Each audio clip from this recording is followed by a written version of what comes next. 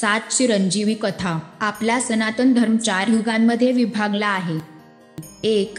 सत्ययुग, 2. द्वापरयुग, 3. त्रेतायुग आणि 4. कलियुग. अखंड ब्रह्मांडाची निर्मिती केल्यानंतर त्रिदेव ब्रह्मा, विष्णू आणि शिवशंकर यांनी कालचक्रानुसार 4 युगांची निर्मिती केली. तेव्हापासून हे कालचक्र फिरत आहे. त्या कालचक्रानुसार एकावर एक अशी युगे येत आहेत व जात आहेत. प्रत्येक युगाची एक विशिष्ट कालमर्यादा आहे. या युग प्रणालीबद्दल आपण एका वेगळ्या व्हिडिओमध्ये जाणून घेऊ. सुरू करूया आजचा व्हिडिओ.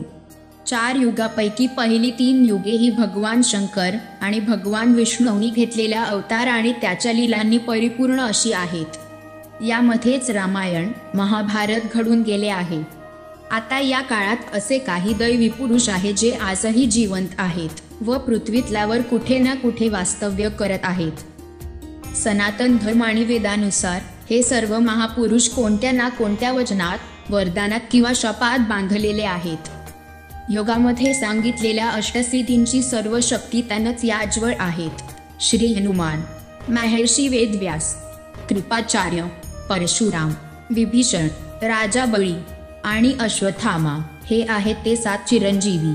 कोण आहेत हे 7 चिरंजीवी आणि काय आहेत त्याच्या अमरत्व मिळविण्याच्या कथा?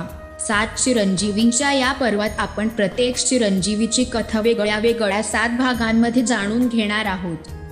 सर्व कथा पाहण्यासाठी चॅनल सबस्क्राईब करा व नवीन व्हिडिओचे नोटिफिकेशन मिळविण्यासाठी बेल आयकॉन प्रेस करा. सुरू करूया आजचा व्हिडिओ. 7 चिरंजीवी. भाग 1. अश्वत्थामा. महाभारत कथेनुसार द्रोणाचार्य आणि त्यांची पत्नी कृपी यांना अशा एका पुत्राची कामना होती ज्याचे तेज आणि बल भगवान शिवशंकरांच्या बरोबरीचे असेल. त्यासाठी त्या दोघांनी कपेश्वर पर्वतावर तामसा नदीच्या काठी भगवान शिवशंकरांची घोर तपश्चर्या केली. त्यांच्या तपश्चर्येवर प्रसन्न होऊन भगवान शिवशंकर त्यांच्या समोर अवतरले. भगवान शिवशंकरांनी द्रोणाचार्य यांना काय हवा तो वर मागायला सांगितला. त्यावर ते बोलले, प्रभू, मला एक असा पुत्र द्या जो तुमच्याप्रमाणे विद्यमान असेल, जो सर्व शास्त्रामध्ये निपुण असेल व जो आपल्या शक्तीच्या जोरावर संपूर्ण विश्वावर राज्य करेल. त्यावर भगवान शिवशंकर तथास्तु बोलले. काही महिन्यानंतर कृपीने एका पुत्राला जन्म दिला. त्याच्या चेहऱ्यावर असीम तेज होते. त्याच्या कपाळावर जन्मता एक मणी चमकत होता. या बालकाने जन्म घेतला तेव्हा त्याच्या तोंडातून निघणारा आवाज एका घोड्याच्या ओरडण्यासारखा होता. त्यावरून त्याला अश्वत्थामा हे नाव दिले. गरिबीत जीवन जगत असल्याने आपल्या वाढत्या वयात अश्वत्थामाने आपले पिता द्रोणाचार्य यांच्याकडून सर्व शस्त्र, अस्त्र, कलेचे शिक्षण प्राप्त केले. तो सर्व क्षेत्रात पारंगत होऊन सर्व गुणसंपन्न योद्धा झाला. आर्थिक परिस्थिती बिकट झाल्यामुळे मदत मागण्यासाठी द्रोणाचार्य अश्वत्थामासोबत त्यांचे मित्र राजा द्रुपदकडे गेले. पण मदत न करता द्रुपदराजाने द्रोणाचार्यांचा अपमान केला. हे सगळं आपल्या डोळ्यांनी पाहिलेल्या बालक अश्वत्थामाला राजा द्रुपदचा अतिशय क्रोध आला आणि द्रुपदराजाचा बदला घेण्याचे प्रण त्याने केले. तिथून निघून गेलेले द्रोणाचार्य बालक अश्वत्थामासोबत हस्तिनापुरात गेले व तिथे राहून राजकुमारांना शिक्षण देऊ लागले. बालक अश्वत्थामाची तिथे दुर्योधनासोबत घनिष्ठ मैत्री झाली. शस्त्र अस्त्रांचे शिक्षण पूर्ण झालेल्या राजकुमार दुर्योधनाला द्रोणाचार्यांनी गुरुदक्षिणा स्वरूपात द्रुपदराजाच्या राज्यावर आक्रमण करायला सांगितले. दुर्योधनाने द्रुपदराजाच्या राज्यावर आक्रमण करून त्याचे राज्य बळकावून घेतले. आपल्या पित्याच्या अपमानाचा बदला पूर्ण करत अश्वत्थामाने त्या राज्याचा ताबा आपल्या हाती घेतला व स्वतःचा त्या राज्याचा राजा म्हणून राज्याभिषेक करून घेतला. अश्वत्थामा सर्व शस्त्र अस्त्र कलांमध्ये निपुण झाल्यामुळे तो एकमेव असा योद्धा होता जो आपल्या शक्तीच्या जोरावर मोठ्यात मोठे युद्ध एकटा जिंकू शकत होता. असा हा अश्वत्थामा महाभारत युद्धात कौरवाच्या बाजूने रणांगणात उतरला. द्रोणाचार्य व अश्वत्थामा यांना कौरवांनी त्याच्या अडचणीच्या वेळी सहकार्य केले होते. त्यामुळे दोघे पिता पुत्र त्याच्या बाजूने एकतर्फी पांडव सेनेवर तुटून पडले. पांडव पुत्र घटोत्कचाचा वध अश्वत्थामाने केला. त्यामुळे अश्वत्थामा व द्रोणाचार्य आता पांडव सेनेला जड जाऊ लागले होते. त्यावर युक्तिवाद करत श्रीकृष्णाने भीमाच्या हातून अश्वत्थामा नावाच्या हत्तीला संपवले व द्रोणाचार्यांपर्यंत खोटी बातमी पसरवली की अश्वत्थामा युद्धात मारला गेला. हे ऐकून द्रोणाचार्यांनी शस्त्रांचा त्याग केला. त्याचा फायदा घेऊन पांडव आणि द्रोणाचार्यांचा वध केला. आपल्या पित्याचा असा झालेला अंत पाहून अश्वत्थामाने शपथ घेतली, छल कपट करून माझ्या पित्याचा अंत करणाऱ्या या पांडवांचा बदला मी असा काही घेईल की जो बघून संपूर्ण जग हादरून जाईल आणि सर्व पांडव कुळाचा मी विनाश करीन. क्रोधाने रणांगणात उतरलेला अश्वत्थामा संपूर्ण पांडव सेनेवर तुटून पडला.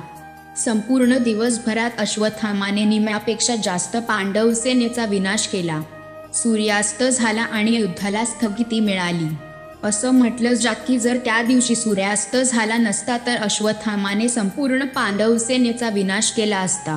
युद्ध जरी थांबले असले तरी अश्वत्थामाचा क्रोध शांत झाला नव्हता. त्याने रात्री पांडवाच्या तंबूत प्रवेश करून निद्रावस्थेत असलेल्या द्रौपदीच्या 5 पुत्रांना पांडव समजून संपवले. तिथून पळून जाऊन तो जखमी अवस्थेत असलेल्या दुर्योधनाजवळ गेला. सगळा वृत्तांत त्याने दुर्योधनाला सांगितला. अश्वत्थामाचे हे नीच कृत्य ऐकून दुर्योधनही त्याच्यावर क्रोधित झाला. अर्जुनाने आपल्या पुत्रांच्या मृत्यूच्या पश्चात अश्वत्थामाचे शिरधड्या वेगळे करण्याची शपथ घेतली. घाबरून दडलेल्या अश्वत्थामाचा सामना अखेर पांडव सेनेशी झाला. घाबरलेल्या अश्वत्थामाने पांडवांवर ब्रह्मास्त्र सोडले. प्रत्युत्तर म्हणून अर्जुनानेही ब्रह्मास्त्र सोडले. तेव्हा ऋषी वेदव्यास मध्ये आले आणि त्यांनी महाभयंकर प्रलय टाळासाठी दोघांनाही ब्रह्मास्त्र मागे घेण्याचा आदेश दिला. आज्ञेनुसार अर्जुनाने ब्रह्मास्त्र मागे घेतले खरे, पण बदल्याची आग मनात बाळगलेल्या अश्वत्थामाने आपले ब्रह्मास्त्र अर्जुन पुत्र अभिमन्यूची पत्नी उत्तराच्या पोटात वाढत असलेल्या पांडवाच्या शेवटच्या अंशावर सोडला व पांडवाच्या कुळाचा विनाश केला. अश्वत्थामाच्या या निर्घृण कृत्याने क्रोधित झालेल्या श्रीकृष्णाने त्याच्या माथ्यावरील मणी काढून घेतला व त्याला शक्तिहीन केले आणि त्याला श्राप दिला, तू असंख्य पापे केली आहेस, पण एखाद्या बालकाचा गर्भात जीव घेणे हे सर्वात घृणास्पद पाप तू आज केले आहेस. मी तुला श्राप देतो की सृष्टीच्या विनाशापर्यंत तू संपूर्ण पृथ्वीवर भटकत राहशील. तुझे संपूर्ण शरीर जखमांनी ग्रासेल. तू मृत्यूची भीक मागत राहशील, पण तुला मृत्यू येणार नाही. तेव्हापासून अश्वत्थामा संपूर्ण मानव जातीच्या नजरेत न येता या पृथ्वीतलावर आजही भटकत आहे. येणारे युग हे कलियुग आहे. कल्की पुराणानुसार जेव्हा या धर्तीवरील पापे वाढतील व मानवतेचा विनाश जवळ येईल तेव्हा भगवान विष्णू परत एकदा भगवान कल्की रूपात जन्म घेतील. कलीसोबत त्यांचे महाभयंकर युद्ध होईल. तेव्हा अश्वत्थामा या युद्धासाठी बाहेर पडून भगवान विष्णूची साथ देईल व आपल्या पापांचे प्रायश्चित करील.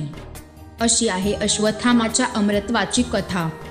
पुढील कथा कोणत्या चिरंजीवीची बघायला आवडेल हे कमेंट करून नक्की कळवा. धन्यवाद.